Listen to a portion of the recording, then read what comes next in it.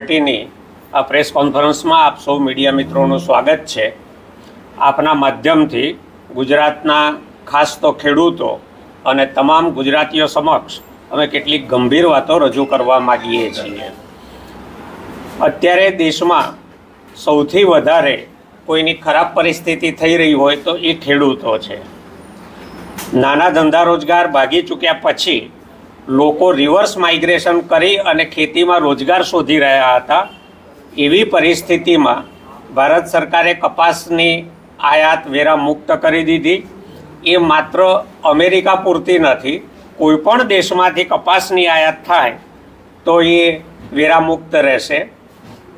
જાણીને તમને આશ્ચર્ય થશે કે ચીન પણ ભારતને કપાસની નિકાસ કરે છે, ભારત આયાત કરે છે।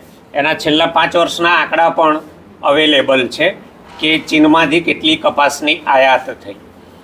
એ પણ જ્યારે વેરામુક્ત થાય અને ચીન સાથેનો આપણો વેપાર લગભગ 9,920 કરોડ રૂપિયા ખોટમાં ચાલી રહ્યો છે, તો એવી પરિસ્થિતિમાં ચીન એનો અજગર ભરડો ભારત સરકારના આ નિર્ણયના માધ્યમથી ગુજરાતના દેશના ખેડૂતો ફરતે લેવા જઈ રહ્યું છે।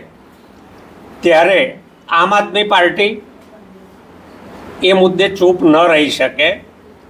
ગુજરાતના ખેડૂતો સાથે ભારત સરકાર આજે અન્યાય કરી રહી છે।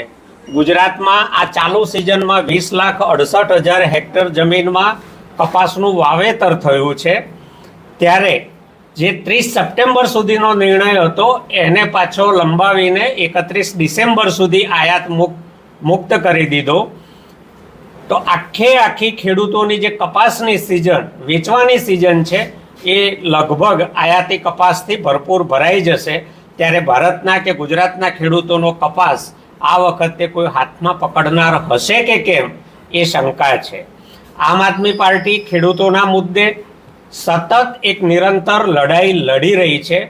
ખેડૂતોની ટૂંકા ગાળાની જે તાત્કાલિક આવી સમસ્યાઓ છે એની સાથે સાથે ખેડૂતોના પ્રશ્નોનું કાયમી સમાધાન થાય અને ખેડૂત કોઈ પણ સરકારનો મોહતાજ ન રહે, એના માટે ખેડૂતોની દેવા માફીની વાતના મુદ્દે આમ આદમી પાર્ટી નિરંતર કંઈક ને કંઈક કાર્યક્રમો, આંદોલનો કરી રહી છે। ગુજરાતમાં લાંબા ગાળાની ખેતી નીતિ બને એને માટે આમ આદમી પાર્ટી સક્રિય રીતે કામ કરી રહી છે। ગુજરાતમાં સ્વાયત્ત સ્વતંત્ર કૃષિ આયોગ બને એને મુદ્દે પણ આમ આદમી પાર્ટી સતત અવાજ ઉઠાવતી રહે છે। આ જે કપાસનો શેષ નાબૂદ થયો, વેરો મુક્ત કર્યો, એમાં 1% વેરો એ એગ્રીકલ્ચર ઇન્ફ્રાસ્ટ્રક્ચર માટેનો હતો। અત્યાર સુધીમાં જ્યાંથી પણ જેટલો કપાસ આયાત થયો, ચીનથી થયો, અમેરિકાથી થયો, ઓસ્ટ્રેલિયા, અનેક દેશોમાંથી થયો છે, તો એ 1% જે એગ્રીકલ્ચર ઇન્ફ્રાસ્ટ્રક્ચરનું ફંડ આવ્યું એ ક્યાં વપરાવ્યું, ખેતીનું કયું ઇન્ફ્રાસ્ટ્રક્ચર ભારત સરકારે, ગુજરાત સરકારે આ આયાત વેરામાંથી ઊભું કર્યું, એની ખેડૂતો સુધી ક્યારેય કોઈ વાત પહોંચી નથી। તો આમ આદમી પાર્ટીની એક નિરંતર માગણી એગ્રીકલ્ચર ઇન્ફ્રાસ્ટ્રક્ચર સરકારી અથવા સહકારી મૂડીરોકાણથી કરવાની રહી છે। એ મુદ્દે પણ સરકાર કોઈ પ્રતિભાવ આપતી નથી। તો આ આમ આદમી પાર્ટીની લાંબા ગાળાની માંગણીઓ છે, જેનાથી ખેડૂત સ્વતંત્ર આઝાદ થઈ શકે। બીજું છે કે અત્યારે જે આયાત શુલ્ક એમણે નાબૂદ કર્યો અને ખેડૂતો ઉપર જે ભીંસ ઊભી થવાની છે એનો પ્રતિકાર કરવા માટે આમ આદમી પાર્ટી કેટલાક કાર્યક્રમો કરવા જઈ રહી છે। સાથે સાથે તમને એ પણ જણાવતા મને ખૂબ દુઃખ થાય છે કે 2024ની અતિવૃષ્ટિ ઓગસ્ટ અને ઓક્ટોબરમાં જે થઈ એને લઈને સરકારે 1400 કરોડથી વધારેનું કૃષિ પેકેજ જાહેર કર્યું હતું, જેમાં 20 જિલ્લાના 7 લાખથી વધારે ખેડૂતોને એનો લાભ મળવાનો હતો। બિન પિયતમાં 11,000 અને પિયતમાં 22,000 રૂપિયા આપીશું, જેને 33%થી વધારે નુકસાન થયું હોય એવી જાહેરાત ઋષિકેશભાઈ પટેલ, સરકારના પ્રવક્તા, અને રાઘવજીભાઈ પટેલ, ગુજરાતના કૃષિ મંત્રીએ બંને સાથે પ્રેસ કોન્ફરન્સ કરી અને એ ક્રેડિટ લીધી હતી। એ આખું પેકેજ આજ સુધી કોઈ ખેડૂતને સહાય મળી નથી। ત્યારે ગઈકાલે એક સમાચાર એ પણ આવ્યા કે આ આખું પેકેજ સરકારે રદ કરી દીધેલું છે। સરકારે જાહેરાત કરી છે, ખેડૂતો પાસે ફોર્મ ભરાવ્યા છે, સર્વે થયા છે, એ પછી 1419 કરોડ રૂપિયા જાહેર કર્યા છે. ઓગસ્ટમાં પહેલી અતિવૃષ્ટિ થઈ ત્યારે 300 ને સમથિંગ કરોડ કરેલા હતા. પછી જ્યારે ઓક્ટોબરમાં વ્યાપક અતિવૃષ્ટિ થઈ ત્યારે કઠોળના પાકોને પણ એમાં આવરી લીધા અને 1000 અને સમથિંગ કરોડ, એમ કુલ 1419 કરોડ રૂપિયા સરકારે રાહત પેકેજ જાહેર કરી. અને એ વખતે ગુજરાતની જનતા પાસે સસ્તી વાહવાહી લૂંટવાનું પાપ ભાજપે કરેલું હતું. અને એ પાપ એમને કોઈ પણ પ્રકારની સજા વગર એ લોકો છટકી જાય એ આમ આદમી પાર્ટી ક્યારેય ગુજરાતના ખેડૂતો માટે સહન ન કરી શકે. એને લઈને અમે જે કાર્યક્રમો કરવા જઈ રહ્યા છીએ એ કાર્યક્રમોની ક્રમશઃ વાત અમારા કૃષિ પાંખના પ્રમુખ શ્રી રાજુભાઈ કરપડા કરશે. તમે સહેજ આ બાજુ આવી જાઓ એટલે સેન્ટર એ લોકોને નાખશે.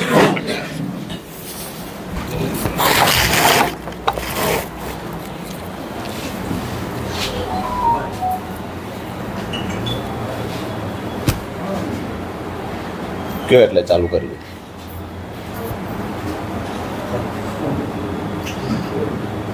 આજની મહત્વની પ્રેસ વાર્તામાં તમામ પત્રકાર મિત્રોનું સ્વાગત છે. ખરેખર વિદેશ નીતિમાં સદંતર નિષ્ફળ ખેડૂત અને ખેતી વિરોધી નિર્ણય લેવામાં અગ્રેસર કાયમી ધોરણે રહેલી ભાજપ સરકારે ફરી એક વખત ખેડૂત વિરોધી નિર્ણય લીધો છે. આમ તો ખૂબ લાંબા સમયથી આમ આદમી પાર્ટી ખેડૂતોની પડતર માંગણીઓ જે છે, કાયમી ખેડૂતોના જે પ્રશ્ન છે એના નિરાકરણ માટે સતત લડી રહી છે. પરંતુ એનો નિવેડો લાવવાની જગ્યાએ ક્યાંક ને ક્યાંક વિદેશમાં કપાસ પકવતા ખેડૂતોને ફાયદો કરાવવા માટે, ક્યાંક ને ક્યાંક અમુક વિકસિત દેશોના દબાવમાં આવીને અમુક ભારતીય વેપારીઓને ફાયદો કરાવવા માટે, ખેડૂતોને ખૂબ આર્થિક નુકસાન મોટું પહોંચાડવાનું ષડયંત્રના ભાગરૂપે એક નિર્ણય જે ભારત સરકારે લીધો છે, એની વિરુદ્ધમાં આમ આદમી પાર્ટી દ્વારા એક અઠવાડિયાના અલ્ટિમેટમ સાથે તમામ જિલ્લાઓની અંદર આવેદનપત્રો આપવામાં આવેલા કે ભાજપ સરકાર તાત્કાલિક ધોરણે આ નિર્ણય પરત લે. પરંતુ સરકાર દ્વારા એ મુદ્દે ફેરવિચારણા કરવામાં ન આવી, જેના કારણે આમ આદમી પાર્ટી ખેડૂતોના હિતમાં રહીને આવનાર 7 સપ્ટેમ્બર રવિવારના રોજ સુરેન્દ્રનગર જિલ્લાના ચોટીલા ખાતે એક મહાખેડૂત સંમેલન કરવા જઈ રહી છે. આ ખેડૂત સંમેલનનો મુખ્ય જે આશય છે કે એક તો કપાસમાં ખેડૂતોને પ્રતિ મણ એટલે કે પ્રતિ 20 કિલોએ 2100 રૂપિયા ભાવ મળી રહે એવી સરકાર દ્વારા વ્યવસ્થા કરવામાં આવે.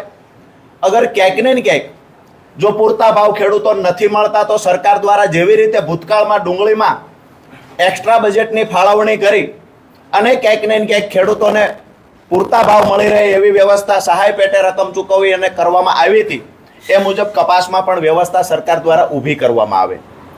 બીજી મહત્વની વાત છે કે ખૂબ લાંબા સમયથી ખેડૂતો માટે આમ આદમી પાર્ટી લડે છે, ખેડૂતોને સંગઠિત બનાવવાના પ્રયત્ન કરે છે. આજે જ્યારે સરકારે ખેડૂત વિરોધી નિર્ણય લીધો છે ત્યારે એની વિરુદ્ધમાં લડતની સાથે જે મારી પહેલા સાગરભાઈએ વાત કરી, એ જે પડતર માંગણીઓ છે, જે મહત્વના મુદ્દાઓ છે, એને પણ સાથે રાખી અને આવનાર સમયમાં આમ આદમી પાર્ટી આરપારની લડાઈ ખેડૂતો માટે લડશે. 7 સપ્ટેમ્બરની જે ઐતિહાસિક સભા થવા જઈ રહી છે, મારા ખ્યાલથી ગુજરાતના ઇતિહાસમાં 35 વર્ષ પછી ખેડૂત સંમેલન આવડું મોટી સંખ્યામાં થવા જઈ રહ્યું છે, જેમાં ખેડૂતોની માંગણીઓને લઈને તમામ મુદ્દા પર ચર્ચા કરવામાં આવશે. આ સંમેલનની અંદર ગુજરાતમાંથી પ્રદેશ નેતાઓની સાથે માન્ય અમારા પ્રદેશ પ્રમુખ ઈશુદાનભાઈ ગઢવી, ગોપાલભાઈ ઇટાલિયા વિસાવદર ધારાસભ્ય, મહામંત્રી સાગરભાઈ, મનોજભાઈ સહિતના નેતાઓ તો ઉપસ્થિત રહે છે. સાથે જ આમ આદમી પાર્ટીના રાષ્ટ્રીય સંયોજક અને દિલ્હીના પૂર્વ મુખ્યમંત્રી માન્ય અરવિંદ કેજરીવાલજી પણ આ ખેડૂતોની લડાઈમાં સહયોગી બનવા માટે ઉપસ્થિત રહેવાના છે, સહભાગી બનવા.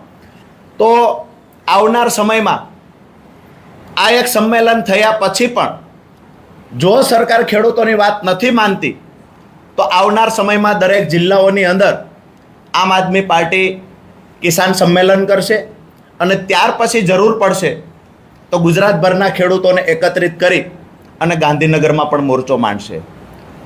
મહત્વની વાત, અને આપ સૌ મીડિયા મિત્રોના માધ્યમથી સરકાર સુધી એક જ સંદેશ આપીએ છીએ કે ખેડૂતોના મુદ્દે ક્યાંય પણ અમે નથી ઈચ્છતા કે રાજનીતિ થવી જોઈએ, પરંતુ દિવસે દિવસે ગુજરાતનો ખેડૂત દેવાદાર બનતો જાય છે. દિવસે દિવસે ક્યાંક ને ક્યાંક ખેડૂત અને ખેતી વિરોધી નિર્ણય લેવાતા જાય છે. ત્યારે ફરી વખત આ એક કપાસની આયાત પર તમામ પ્રકારના ટેક્સ નાબૂદ કરી અને સરકારે અમેરિકા જેવા વિકસિત દેશના ખેડૂતોની કોમ્પિટિશન કરવા માટે જ્યારે ગુજરાતના ખેડૂતને સામે રાખી દીધો હોય તો સ્વાભાવિક છે કે ગુજરાતનો ખેડૂત વિકસિત દેશના ખેડૂત સામે કોમ્પિટિશન કરવામાં ક્યારેય ટકી ના શકે. ક્યાંક ને ક્યાંક આધુનિક ટેકનોલોજીનો જે ખેડૂતોએ ઉપયોગ કરવો જોઈએ એમાં સરકારે મદદ કરવી જોઈએ. સરકાર મદદ કરવામાં સદંતર નિષ્ફળ ગઈ છે. જે વિકસિત દેશોની અંદર ખેડૂતોને સબસિડી પેટે રકમો ચૂકવવામાં આવે છે, ખેડૂતોને પ્રોત્સાહિત કરવામાં આવે છે, તો ક્યાંક ને ક્યાંક ભારતીય ખેડૂતોને સરકાર તરફથી પ્રોત્સાહિત કરવામાં પણ નથી આવતા અને ક્યાંક ને ક્યાંક સરકાર તરફથી જે સબસિડીઓ ચૂકવવી જોઈએ એ પણ ચૂકવવામાં આવતી નથી. એટલે કુદરતી આફતનો સામનો કરી અને સરકારી કૃષિ વિરોધી સરકારની નીતિના કારણે જે દિવસે દિવસે ખેડૂત દુઃખી અને દેવાદાર બનતો જાય છે, ખેડૂતોની આત્મહત્યામાં વધારો થતો જાય છે, ત્યારે આમ આદમી પાર્ટી હવે તમામ પ્રકારના પ્રશ્નોને લઈ અને આવતી 7 સપ્ટેમ્બરથી શ્રી ગણેશ કરશે અને ચાહે ગમે એવડી લડાઈ લડવાની થાય, આવનાર સમયમાં આમ આદમી પાર્ટી મજબૂતાઈથી લડશે. કોઈ મિત્રોનો ગાય પ્રશ્ન?